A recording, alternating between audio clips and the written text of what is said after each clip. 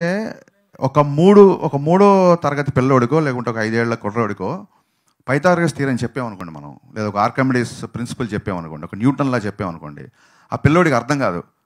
అంత మాత్రం చేత ఆ థియరం లేనట్టు కాదు. భగవంతుడి కాన్సెప్ట్ కూడా అంతే. Just because it doesn't fit in your logic, it doesn't mean that it doesn't exist. నీకు అర్థం కానంత మాత్రాన అక్కడ అర్థం లేనిది కాదు, అది లేదని కాదు. ఇది ఖచ్చితంగా చాలామంది సగం హిపోక్రసీతో బతుకుతుంటారు. I don't believe in God అండి, but there is some energy అండి, దెర్ ఈజ్ సమ్ ఎనర్జీ అంటారు. ఇందాక రవి చెప్పినట్టు, if you take every definition of energy will fit into God. ఎనర్జీని మనం చూడలేము, we can only feel it. భగవంతుడు అంతే, మనం చూడలేము. Energy can be created, can be destroyed.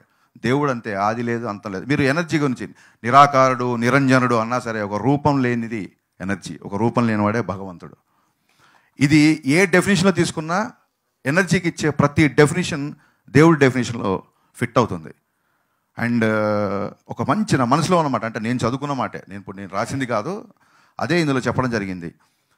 Hindu మతం వేరు, హిందూ ధర్మం వేరు. భారతదేశం హిందూ మతంతో ఉన్నప్పటికీ హిందూ ధర్మం మీద నిలబడిన దేశం. అంటే డిఫరెన్స్ ఏంటంటే, హిందూ మతం బొట్టు పెట్టండి అని చెప్పుద్ది, హిందూ ధర్మం పక్కోడికి అన్నం పెట్టండి అని చెప్పుద్ది. ఆ పక్కోడికి అన్నం తినేవాడికి బొట్టు ఉందా లేదా కూడా చూడదు. కొన్ని వందల సంవత్సరాలుగా ఇస్లాం కానీ, క్రిస్టియానిటీ కానీ, జైనిజం కానీ, బుద్ధిజం కానీ ఇంత స్వేచ్ఛగా ఈ దేశంలో వ్యాపించిందంటే దానికి కారణం హిందూ ధర్మం. మనం వీఆర్ యాక్సెప్టర్స్. మనం అంటే హిందూ ధర్మంలోనే ఉంది, పరమత సహనం అనేది ధర్మంలోనే ఉంది. నువ్వు ఆ రూట్లో వెళ్ళా, నేను ఈ రూట్లో వెళ్ళా, మనం అందరం వెళ్ళేది ఒకటే డెస్టినీరా అనేది మన సనాతనంగా వస్తున్న మన హిందూ ధర్మం. సనాతన ధర్మం అంటేనే అది. సో ఈ మధ్య కొంచెం ఫ్యాషన్ అయిపోయింది సనాతన ధర్మాన్ని క్రిటిసైజ్ చేయడం, గుళ్ళ మీద కామెంట్లు చేయడం. ఇది బేసిక్గా ఈ ధర్మాన్ని నమ్మే వాళ్ళే గుడికి రావాలి. మన భగత్ సింగ్లో కూడా రాశా, ధర్మాన్ని ప్రశ్నించేవాడు కాదు, ధర్మాన్ని నమ్మేవాడే గుడికి రావాలి. అది వాడి ధర్మం, వాడి పర్సనల్. భక్తి అనేది ఇట్స్ కంప్లీట్లీ పర్సనల్.